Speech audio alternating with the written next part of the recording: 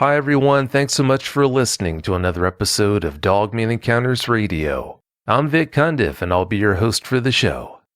Before we bring on tonight's guest, if you've had a Dogman encounter and would like to speak with me about it, whether in private or on the show, please go to dogmanencounters.com and submit a report. I'd love to hear from you. If you've had a Sasquatch sighting and would like to be a guest on Bigfoot Eyewitness Radio, please go to bigfooteyewitness.com and submit a report. All right, let's bring on tonight's guest. Tonight's guest is Chris Martin. Chris, welcome to the show. Hey, Vic, I'm glad to be here. Well, it's great having you here. Thanks so much for your time. Chris, please give us a brief bio on yourself. My name's Chris Martin. I was born in Maryland, grew up in West Virginia, lived in a couple places besides there. Ohio, West Virginia, and Maryland. Chris, I probably shouldn't say this, but believe it or not, you sound exactly the same way here on the show tonight that you sound on the phone in day-to-day life. Oh, who knew? I agree. Who would know? Chris, you had your encounter while you were on a solo camping trip. Had you been on any solo camping trips before you had that experience? Oh, yeah, I've been on several. I've gone to a few different places. I've gone just to local national forests and stuff. Like where I'm living right now, it's by Cumberland, Maryland. There's actually a national forest called Warrior Run, and it's like 5,000 acres of just wildlife, woods, mountains and stuff. And I've gone there. I've gone to Point Pleasant, West Virginia, and stayed out there. So, yeah, I've gone on a fair amount of solo camping trips. It sounds like it. When you went camping at Point Pleasant, did you have any issues, any incidents, or was it pretty much smooth sailing? No, it was completely smooth sailing. I got scared by an owl, but that's about it. It was actually really peaceful out there. I see why they call it Point Pleasant, because it was really pleasant. Well, that's great. I'm glad it was a good time. Are you sure it was an owl and not the Mothman, though? Oh, I hope so. But no, I'm pretty sure it was just an owl. That's good then. The place where you had your encounter held a special meaning for you. Please tell us the story behind that. All right.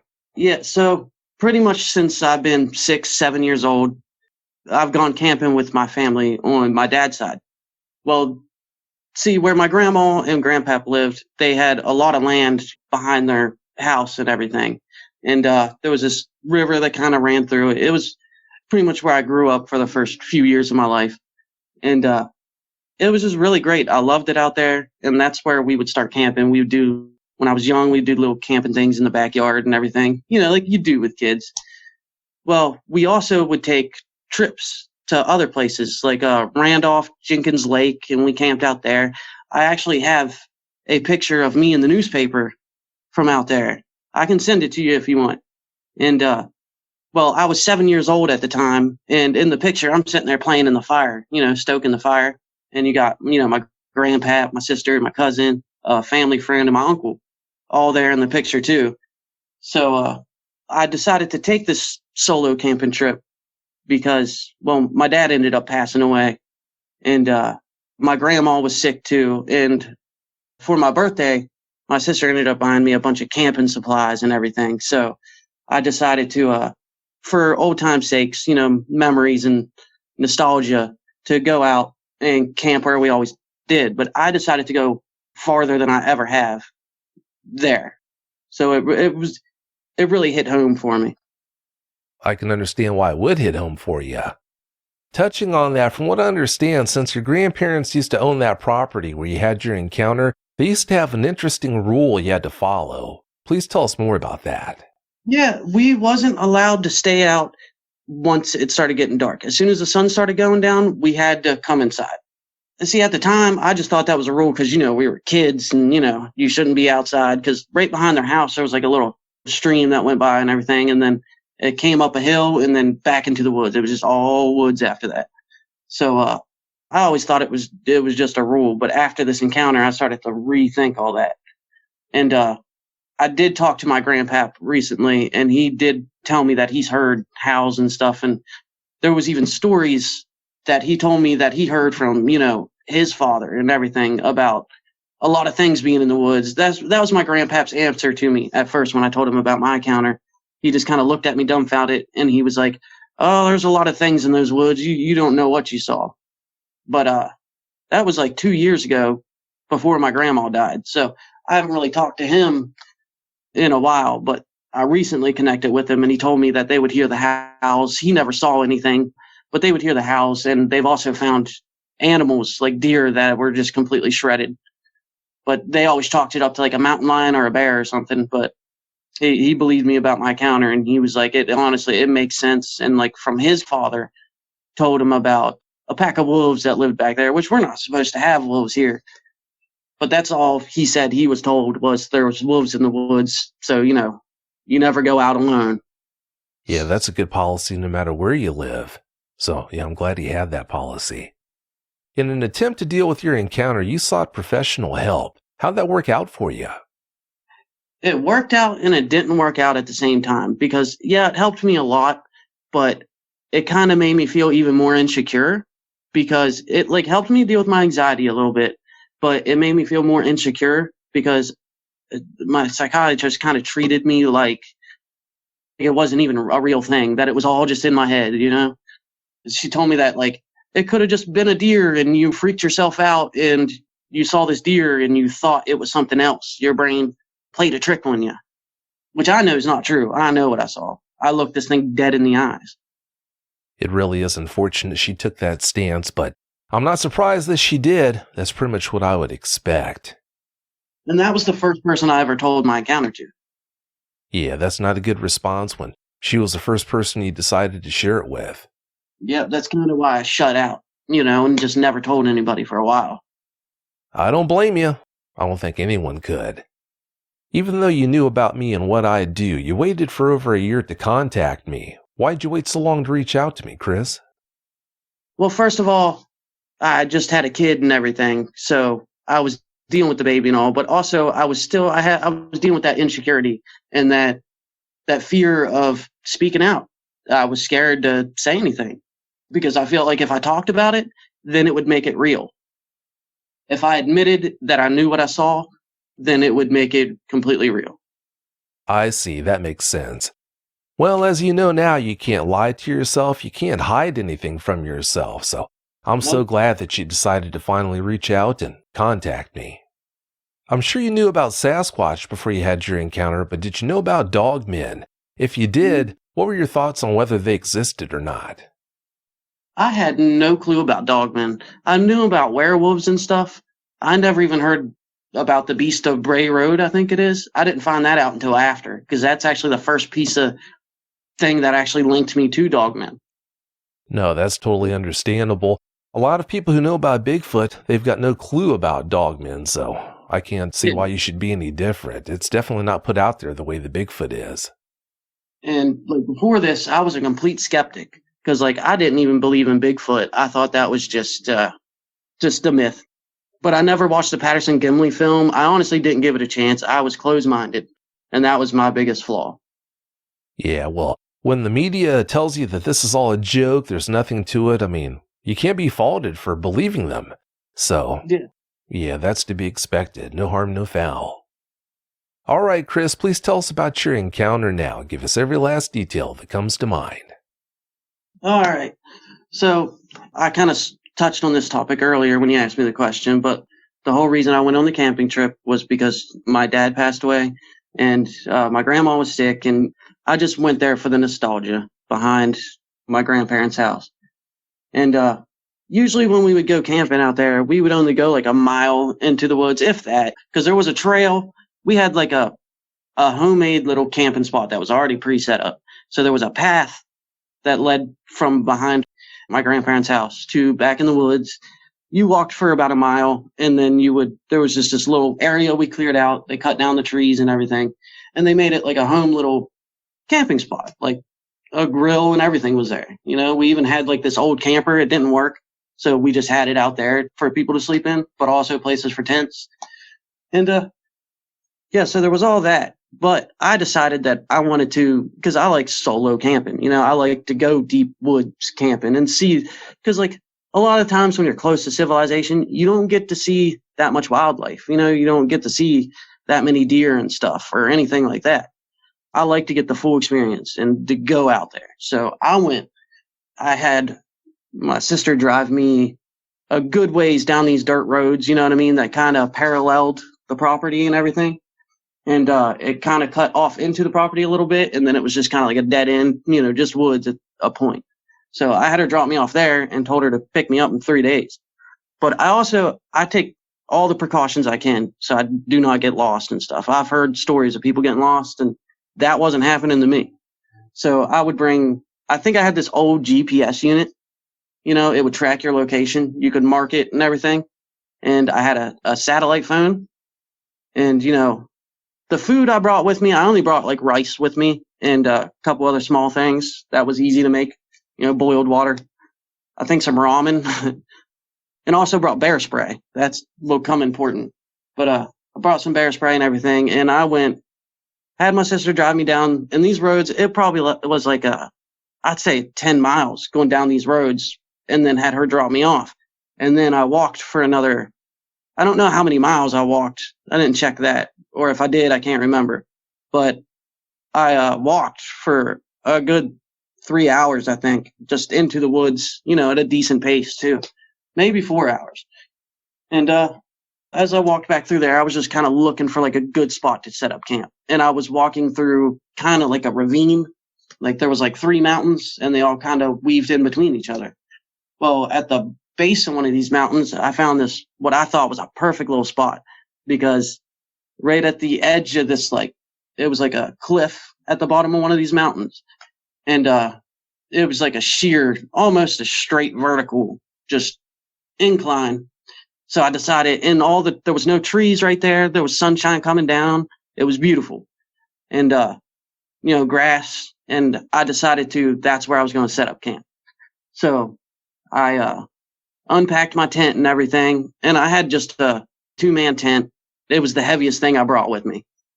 I didn't bring pillows or anything, just brought a sleeping bag, because my sleeping bag has like a headrest pillow on it. And I'm used to sleeping out, in the woods and everything. So I wasn't bothered by it at all.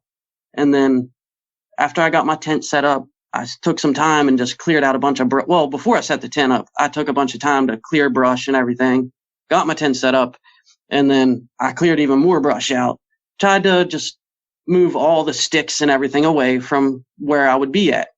And then I went looking for a kind of like a decent sized log that I could use as like a chair to sit on. And then I went and collected a bunch of rocks, because like I said, there was a river that wasn't far away. It ran through almost the whole property. So I went down to there and I grabbed a bunch of rocks. And then I came back and I had this little kind of like a hand shovel, almost kind of like a garden. I don't know what they're called. I can't remember. It's just a little hand shovel. So I kind of dug out a little spot and then placed the rocks around it and built this little fire thing. And then once I got all that set up, because the last thing I wanted to do was cause a forest fire. That would be terrible. I'm trying not to do that. And I took the time to set all that up, and then took my little hand axe and I went out into the woods and I was collecting wood for, fire.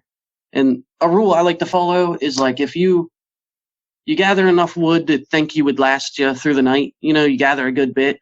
And then when you think you have enough, double it. Just cut even more. Because most of the time what you think is enough isn't enough. So you end up cutting more in the middle of the night, which is terrible. It's hard to do. So I decided to, do that. And I was making a good bit of noise. I brought a little Bluetooth speaker with me and a portable charger. I had music playing. And I had my camp all set up. I was satisfied with it. So I decided I would adventure a little bit, before the sun went down. So I went down to the river that I was talking about. It's a small river. It's not that big, but it's still technically a river. And I just started walking down it, followed it down a good bit. There was a good bit of view. It's really a beautiful place. Like West Virginia, I love it. It's my home. I just admire the beauty in the wilderness out there. And I saw one deer. It was fairly small. And as soon as it saw me, it bolted. But it was still cool to see it. They're beautiful creatures. And deer, I don't think deer are that intelligent, but they know how to run. And this deer was fast. It was gone. But I don't know why that just sticks in my head, seeing that deer sitting there drinking out of the river. I've never seen anything like that. But also as a kid, what I wanted to do, like what I wanted to grow up and be was a wildlife photographer. So like being in the wild and stuff has been my passion for a while. So I decided to I ended up not doing that, of course, being a wildlife photographer, but I still stick with the camping and everything.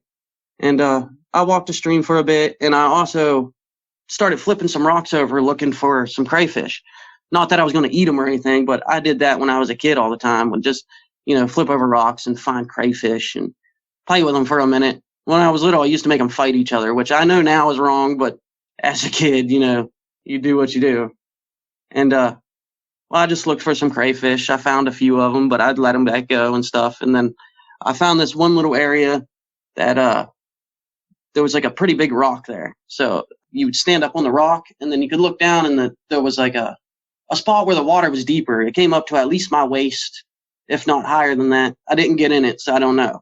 But I could see some fish down in there, and my first thought was like, oh man, I wish I brought a fishing pole. I could have fished and then ate some fish tonight. That'd have been great. So after all that, it started to get late. So I decided I would walk back. I spent a good bit of the time just prepping my camp, making everything. I call myself a perfectionist. I'm definitely not, but I like things, especially when I'm camping and stuff. I don't know why, but I love to make things just look neat, just look gorgeous, have everything all set up. But I decided to make my way back through camp, and instead of walking the river back, I kind of cut up and over the corner of the mountain. And I came back through, and I came back almost over top of the spot that I was talking about. That was like a sheer incline. And I was just looking down over it at my camp, and I just kind of admiring my own work, if you can say. And, it was it was gorgeous. I kind of took in the view. And so I walked back around down the edge of the thing and back to my camp. And I had a hard time starting a fire. But I did have some things with me that my sister bought. Like, she bought me this high-powered LED lantern, so I wouldn't need fuel. It saves on weight and stuff. And this thing could run for 72 hours, which is perfect, because I was planning to be out there for 3 days. And just in case I needed it, I would have that lantern.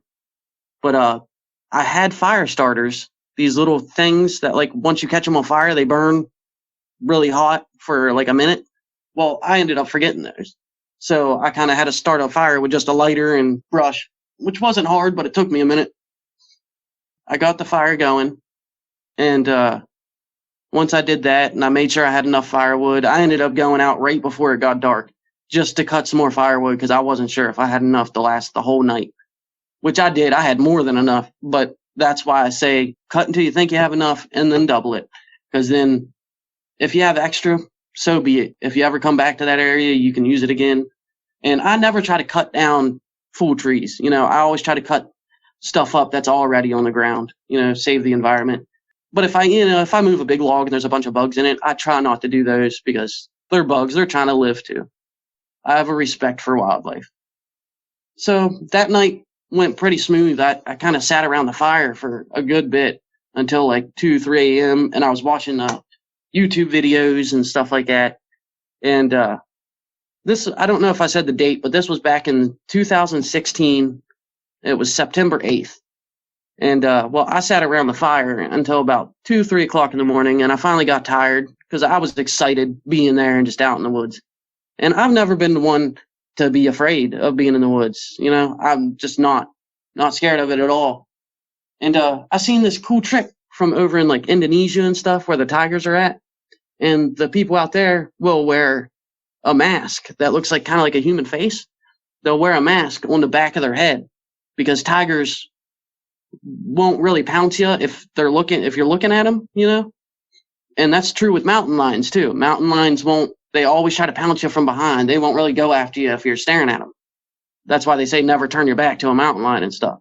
So I also brought a mask with me, and I'd wear it on the back of my head.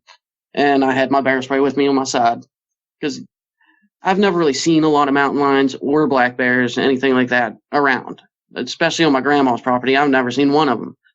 Never even seen a coyote.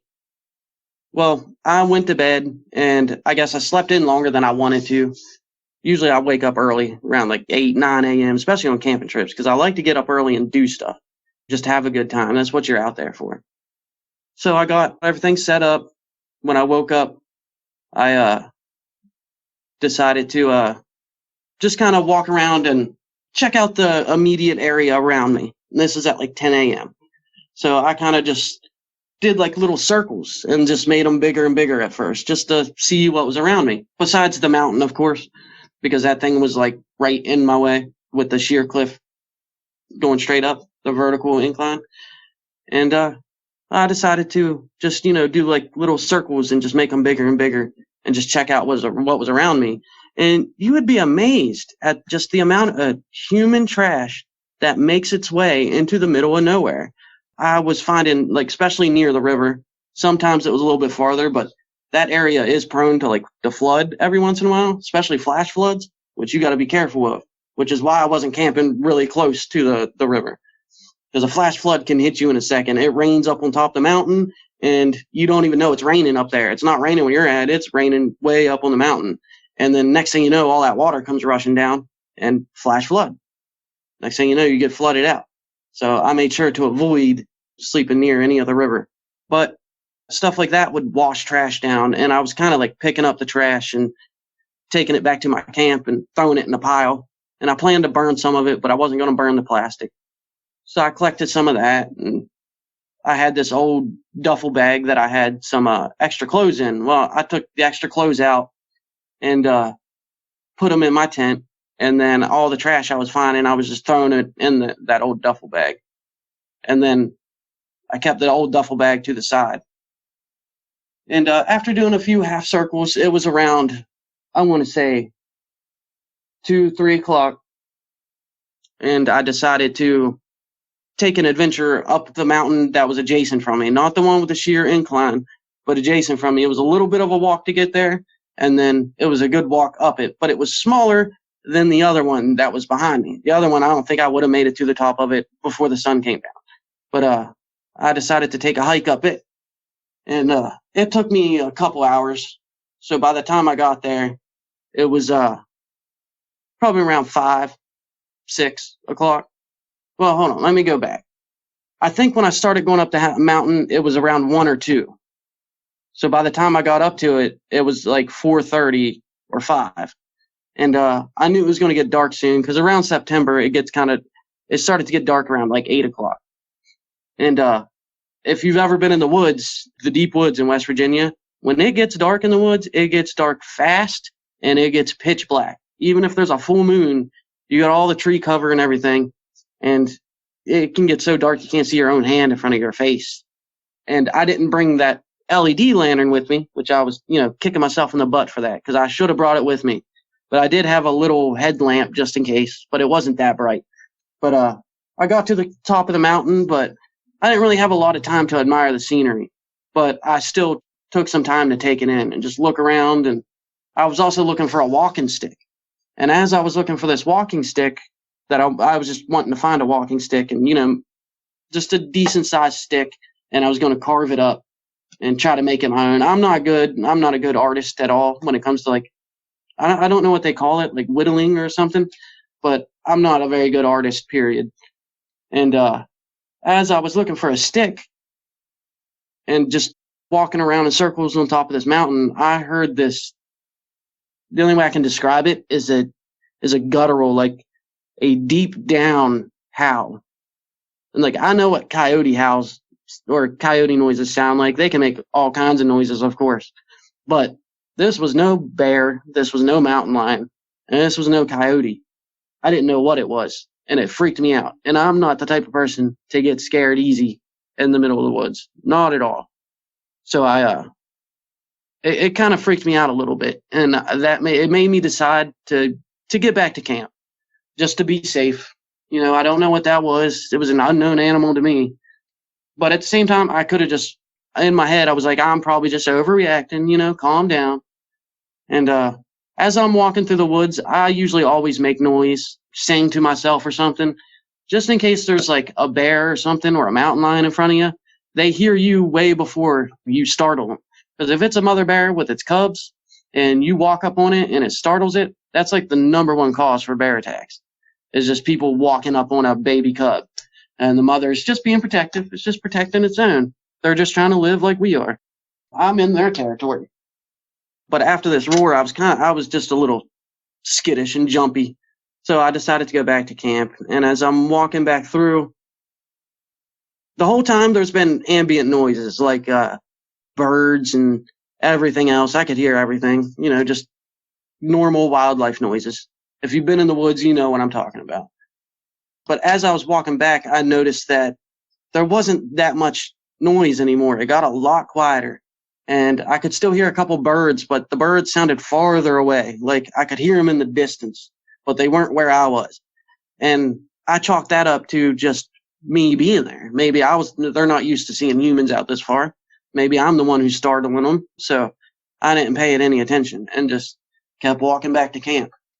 And at this point, I'm still kind of making noise to myself, singing, just even talking to myself at points. Because if you ever get nervous in the woods, it's a good idea to talk to yourself, to rationalize, to take a look at your own situation and kind of talk about it in a third person, because you can get a different viewpoint on it. And you can understand things that you might have missed when you're in a panic state. And it's very important to stay calm and just be rational, because otherwise you can make mistakes. You can take a wrong turn. You can, get lost. And especially if you're ever out walking and you're marking trees, you don't want to just mark the front of the tree as you're walking. You want to mark the back of it too. So when you're on your way back, you can see those marks. And that's what I was doing as I was walking through the woods. I had this little, it's kind of like a bingo. If you've ever played bingo, the stamp, it's kind of like that. And I was just kind of putting these bright orange dots on the trees as I walked by, just so I wouldn't get lost. But I also had a GPS unit and everything, so I wasn't worried about getting lost. I could always find my way out. I also bring a compass just in case, and I know the direction I need to go to get back to the road. But I was heading back to camp. As I was heading back and I was getting closer, I heard some like noises made. It kind of sounded like at this point there was some leaves on the ground and stuff. So it sounded like the leaves being tossed around and moved and, some sticks breaking. And I would stop, but when I would stop, I didn't really hear anything. And I would wait like 5-10 minutes and then I would start walking again. And I heard it again. And then, I would stop, of course, and it continued for a second and then kind of just faded away real quick. So I decided, you know what, I'm going to just kind of get back to camp as fast as I can. I'm going to pick up this pace a little bit. Well, at the same time, in that panic state, like I said, I made a mistake and I just quit making noise. I was quiet at that point.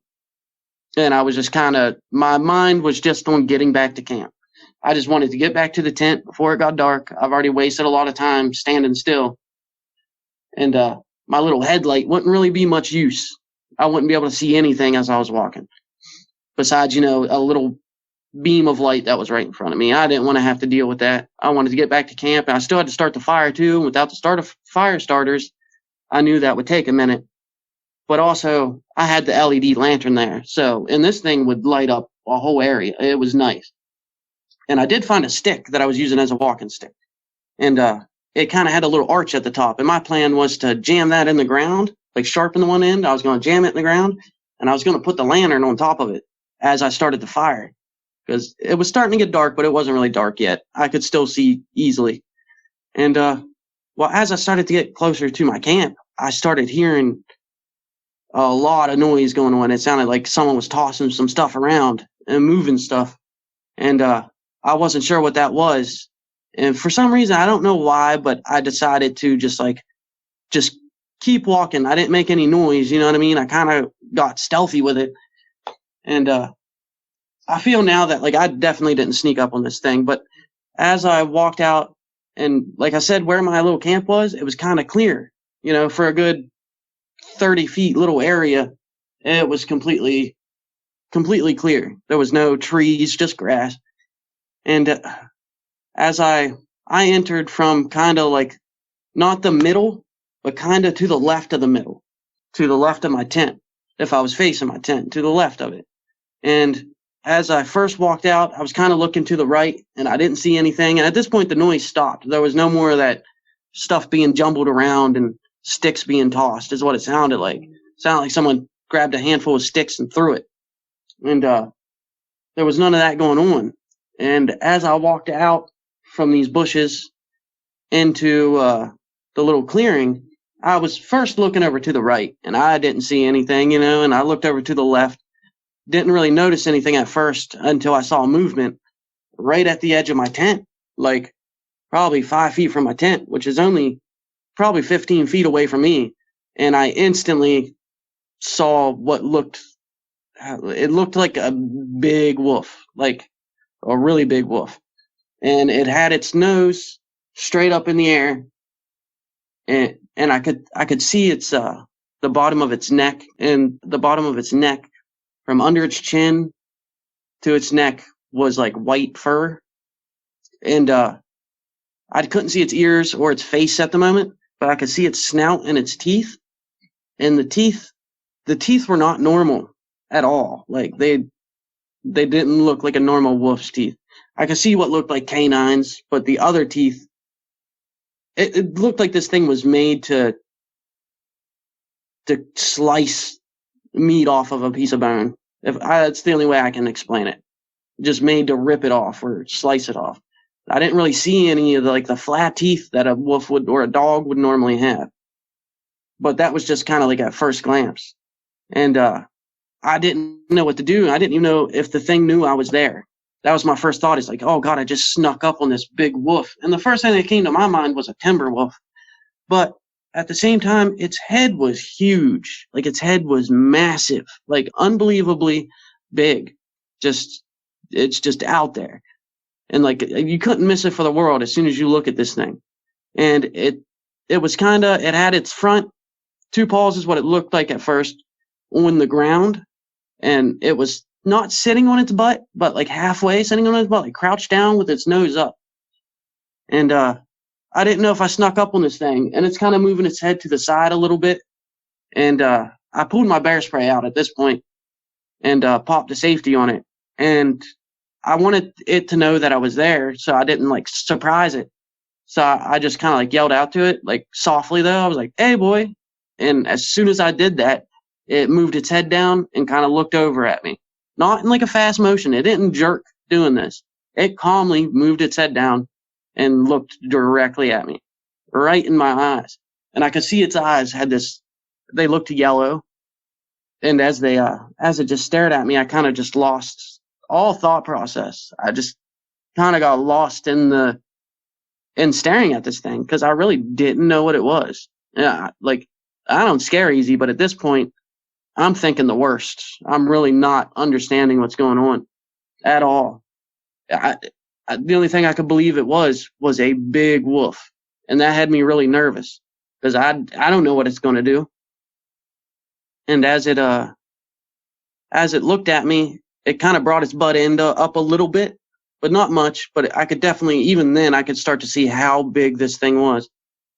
And even with it crouching down and kind of like sitting, it was just as tall as me almost. And I'm 5'6". I'm not that big.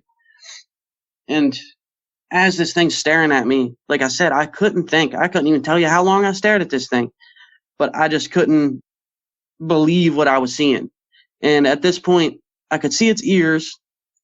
And its ears were a little bit pointed. It kind of reminded me of a German Shepherd. And its snout wasn't that long, though. And at this point, like I know a lot of people say that these things, the Dogmen, they look like bodybuilders. But this thing didn't seem that massive to me, like muscle-wise. It did have muscle. It was definitely made for this. But it was kind of slimmer a little bit. And I noticed that its ears kind of go down just a little bit, and it put its head down a little bit, and it took like 2 steps towards me. And as soon as it did, my thought process kind of kicked back in because now this thing took a step towards me, and I'm freaking out at this point. I'll take a step back, and its colors, it was gray, but it had white in it too. Like its going down its legs was kind of like gray, but on the back, like by its butt, I guess you want to say, I could see the white fur there. It had white fur. And then its tail was gray on the top and had kind of like white fur under it. And its tail was kind of fluffy. And its arms seemed way too long for its body. Just like it didn't seem natural. And the way its legs was positioned under it didn't seem like natural either. It didn't seem like that's how this thing was made to be, I guess. Like it didn't look like, oh, that's how a wolf should be. It looked like some twisted kind of wolf that was massive. And at this point, I started to think that this is not a normal thing at all. And after it took those 2 steps to me, I panicked and I kind of yelled at it. And I was just like, whoa now, calm down. I didn't say calm down, but in my head, I'm thinking that, but I did yell like, whoa, all right. And, at that point, it's kind of stood up on 2 legs. And that's when I really could see how massive this thing was. It towered over me. I was looking up at it. This thing was easily 7.5 to 8 feet tall. I would say probably closer to 8 feet, but maybe not quite. I'm not sure. I'm not an expert on the height, but it was definitely, it was 2 or 3 feet taller than I was. So it was definitely massive and tall and just terrifying. And like just the way I could see its head, its jaws, like I have a pit bull, an American pit bull, and its jaws, it's big jaws, and made for gripping, like grabbing a hold of something. And that's kind of how this thing's head was. Its head was just massive, and going down the back of its head, I could see the fur, and it was all gray going down the back of its head. But underneath of its chin was white, down to about its chest, and then it didn't have as much fur on its chest, but it was still gray. I could still see it. I couldn't see its skin though, but I could still see that it had gray fur on it. And its arms, same thing, gray fur, but its arms going down to its hands, because at this point I started to realize that this thing had hands, but they weren't in a fist, but they were in like a half fist.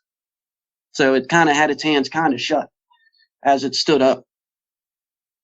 And it just looked at me, and it kind of moved its head down, like trying to match my level almost. And it was looking at me as if it wanted me to do something. Like it didn't know, like it was waiting for me to react to it, I guess. I don't know. Like it looked at me like, what are you doing here? You shouldn't be here. I don't know. I don't know what impression I got off of it. All I know is that I was terrified. I could have had a bowel movement at this point. I didn't have to go, thankfully.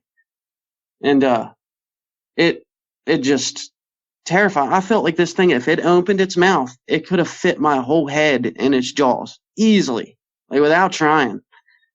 And at this point, my instincts kicked in, and I popped the safety on the bear spray, and I held it out in front of me. And when I did this, it took another 2 steps to me.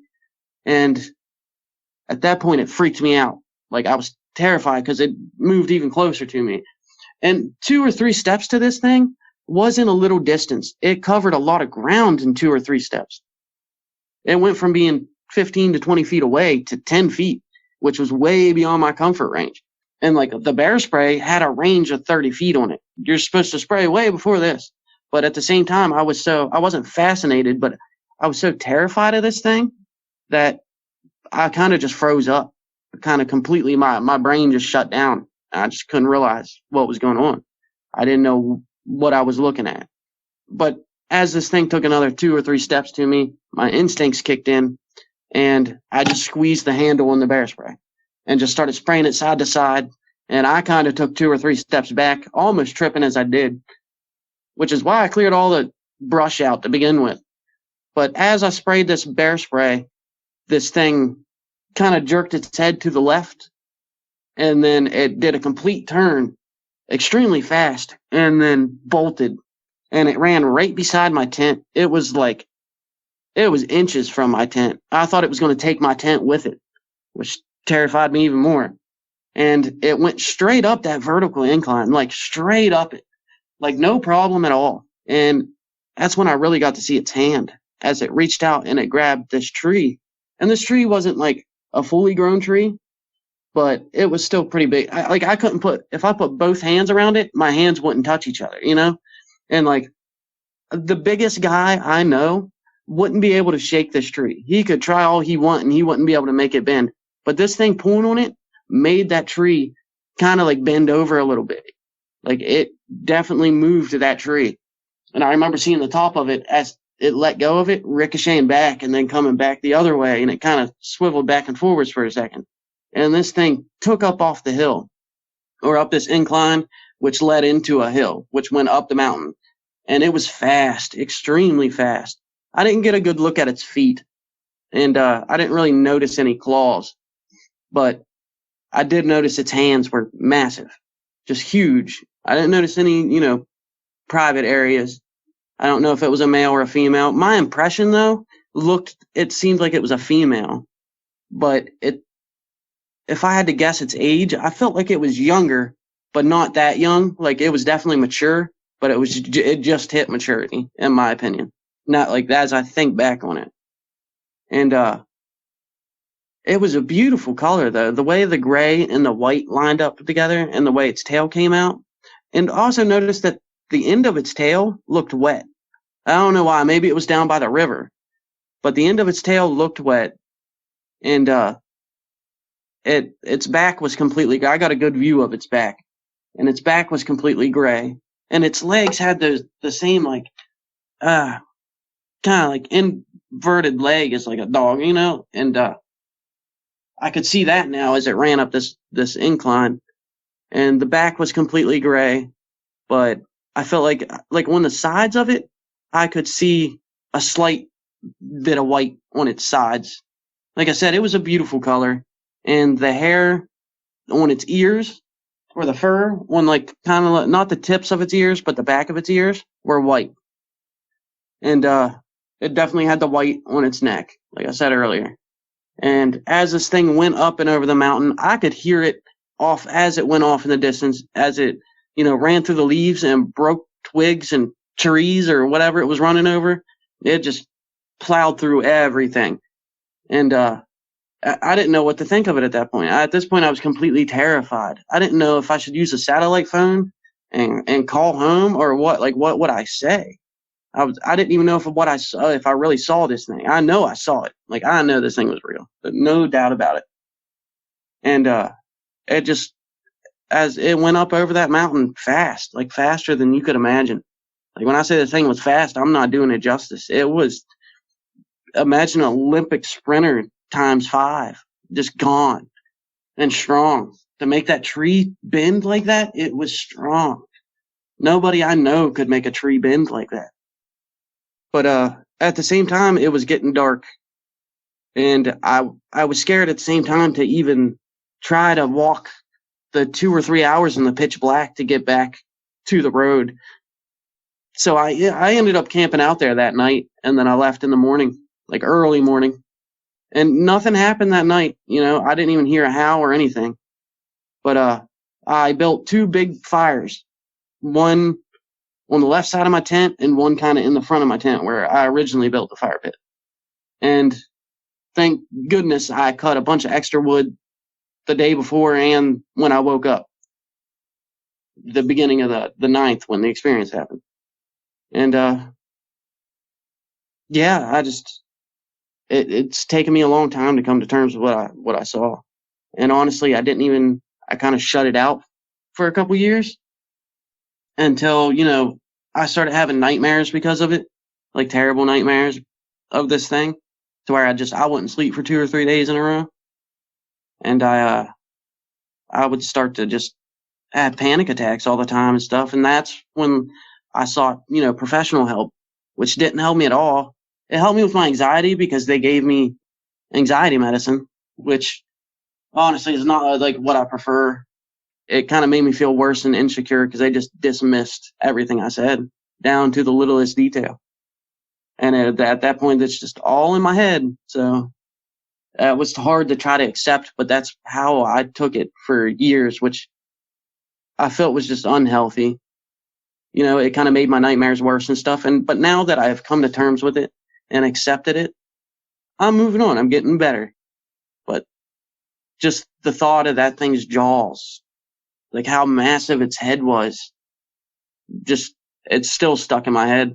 And its eyes were, like I said, they were yellow, but they were pretty big, like definitely bigger than a normal wolf's eyes, like I could definitely make out its eyes. I could see its eyes, and I could see that it was looking straight at me. It was looking me in the eyes. It wasn't looking at my body, or my feet. It was looking at my face. And that's pretty much the whole encounter. Not a fun experience, to say the least. No, not at all. No, I'd say it wasn't. You said it had unusual proportions, but was there anything strange about the way it moved? It honestly, like when it moved, after it stood up, how it moved looked very normal. It looked like it walked on 2 feet all the time. Like that, it looked more uncomfortable when it was crouched. But when it was standing up, it looked like it was made to do that. And I remember as it took the first 2 steps, and its hands, as it raised its hands, I could see, I couldn't really notice the claws or anything. I was kind of panicking. Like I was looking at this thing's face most of the time. But I remember as its hand came up, it stretched its hand out a little bit. Because like I said, it wasn't a half fist, and it was kind of walking on its knuckles, I guess, at first. But as it stretched its hand out, I remember seeing that hand movement. And it looked fluent. The way this thing moved, it looked very natural. It was standing up. Yeah, that's how it normally goes. Do you think it really planned to attack you when it stepped towards you?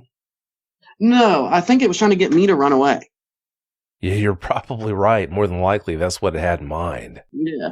I think it was just trying to intimidate me. Because the way it looked at me at first, its ears went back. And as it stared at me, it was kind of stunned that I didn't run or that I didn't move at first. And it just looked like it wanted me to run. Which I know from, I have a good bit of experience in the woods. And I know that's the last thing you want to do is try to run from anything, any predator. But it was hard not to. It still made me step back 3-4 steps, like in a panic as I sprayed the bear spray. Well, yeah, that's understandable. Anyone would. There was something about that Dogman that surprised you more than anything else about it. What was that? It was beautiful. Like at first I was not fascinated with it, but after the fact, this thing was gorgeous. Like the colors on it and just the way it looked like it was made for being what it was. It was gorgeous. It was like a majestic creature. I definitely don't recommend anybody to go looking for these things. Not at all. Do not. I'm scared still to go in the woods, and I've never been scared to be in the woods at all. And these things have made me scared to go in the woods because I don't think that bear spray would have had any effect on it at all. If it wanted to, it could have charged and got me in a heartbeat, probably before I could even sprayed the bear spray, if it wanted to. Yeah, you're probably right about that, unfortunately. But in a way, it's a good thing, because you didn't even really need that bear spray. It moved off on its own, so please don't lose sight of that fact. Why do you think it came into your camp in the first place? I feel like it was curious, but at the same time, I think the ruffling I heard was it moving that bag of garbage that I've been picking up. I think that's what the noise I was hearing of stuff being tossed around. I think it was tossing that bag of just trash that I was picking up around. Yeah, you're probably right. When your sister picked you up, did you ever tell her about what happened to you? No. She could tell something was wrong, though, because I called her early. I called her, pretty much a whole day before I should have. And she was like, "Well, why are you coming home early?" And I just told her, I was like, "I'm not feeling good." I was like, "I just feel sick. I think I'm coming down with something." And the whole car ride, I was extremely nervous. And I was just looking out the window and the back window the whole time, just expecting this thing to come running out to rip me out of the car or something. That was my only thought, is where is this thing at now? Is it still watching me? Did it watch me sleep? I didn't even sleep that night. I sat up all night in the tent with the lantern on and 2 fires lit. Oh, I'm sure you didn't sleep. Yeah, I can't see how anyone could have after an experience like that. Are you glad that you know now definitively that dogmen are real, or do you wish in a way that you didn't know that because of the peace you used to have in the woods, not knowing that they existed? At first, I wish I never saw it, but then I came to realize the whole experience and look at it, like I said, from a third party view. I started to look at it from a different opinion, and you kind of brought that opinion to my attention. And as I just look at it, I feel kind of lucky to see it and lucky to have made it out of that. But I feel like it was a once in a lifetime thing to be able to see this majestic creature, the king of its territory, the true top of the food line, the food chain, this thing is the true top of it. And I respect it. I respect its power. You got to. After seeing one of these, it changes you because you realize that you can be the biggest bodybuilder. You can have as much muscle as you want, but one-on-one with these things, you wouldn't stand a chance at all. And you just have to respect that. Oh, definitely. Yeah, you definitely wouldn't stand a chance. Are the woods a completely different place for you now, or do they still hold some form of familiarity for you? I definitely still have a passion for the woods, without a doubt. I've gone camping after this, but I've never gone kind of deep woods solo camping. I've gone to New River Gorge after this with my sister and them. And as I was sleeping in the tent, I was so nervous just being in the tent at night there. I went to bed early before they put the fire out. That way there was still light as I went to bed, and I was hoping I could sleep through the whole night. But I ended up waking up in the middle of the night and just laid there scared for a while. But I started to realize, all right, nothing's going to happen. If something wanted to take me, it could. But there's also people to the left of us. There's people to the right of us. There's still people floating down the river on boats, with lights. There's park rangers around. So, the woods still hold a special meaning to me, and I'm definitely planning on going back out. And I've thought about trying to research these things, but at the same time, they're just so dangerous. I don't think you should. I think they should just be left alone, left to be what they are. They're the king of their territory. They just need to be left alone. That they are. They definitely are the kings of their environment. What was your motivation for coming on the show tonight? I've listened to other people's experiences and encounters, and just to hear some of these people and the courage it must have took to come on the show and to, talk about their experience it's admiring. And I felt like I had a responsibility to come on here and tell what I went through. Well, that's admirable. I'm so glad you did. Before we get out of here, Chris, do you have any closing comments you'd like to share? I just want to say that these things are beautiful. And if you ever see one, God bless you, first of all. Just stay calm. Try not to panic. I don't think these things are a vicious man-eating beast like some people make them out to be, but they could, some of them could be. You never know what could trigger any animal. A mountain lion, no matter how big and scary you make yourself look, if you come up on a mountain lion with its cubs, it's going to come at you. There was actually a video recently of that guy who gets chased for 6 minutes by that mountain lion. I don't know if you ever saw that, but he did the right thing. He just backed away slowly, and he did make himself look big and stuff. But if you startle any animal, if you cross that line, you don't know what's going to happen. So it's you should respect these things and what they are. That's all great advice and very well said. Chris, I can't thank you enough for coming on and sharing all the details of that experience with us. I really appreciate it. Well, I can't thank you enough. This outlet you have created is amazing. You've brought a lot of people together who share a common interest, and it's fascinating on its own. Well, you're welcome. Yeah, I wouldn't have it any other way. I feel so blessed and so lucky to be in a position to do this and help eyewitnesses. But having said that, thanks again so much. Have a great night. If you've had a dogman encounter of your own and would like to speak with me, whether in private or on the show, please go to dogmanencounters.com and submit a report. I'd love to hear from you.